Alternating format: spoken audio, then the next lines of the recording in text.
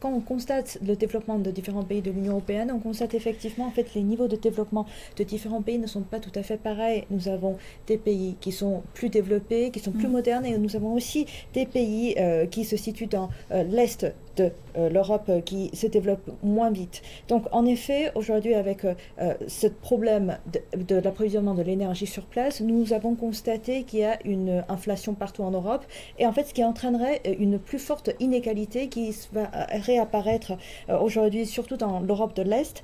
Pourquoi? D'abord, pour citer quelques chiffres, ici je cite par exemple les informations de la Banque européenne pour la reconstruction et pour le développement.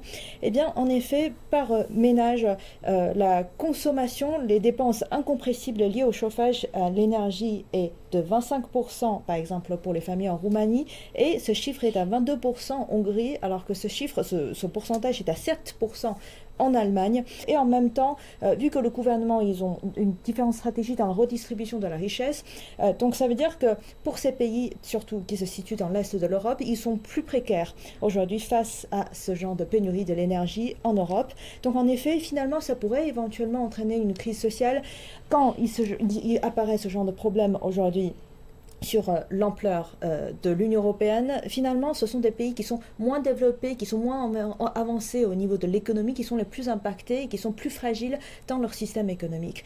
Donc ça, c'est peut-être un point à souligner. Et puis le deuxième, peut-être à voir, c'est aussi l'impact sur le prix de consommation partout en Europe. Par exemple, en France, quand on constate le prix de la farine qui a augmenté de 30%, qui entraîne en effet une augmentation de prix par baguette, et bien en fait, on voit bien que là, pour subvenir aux besoins quotidiens de base dans la consommation, finalement le coût des produits et le coût des ingrédients sont devenus plus chers, et qu'avec l'inflation, effectivement ça impacte le pouvoir d'achat pour les locaux en France et partout en Europe.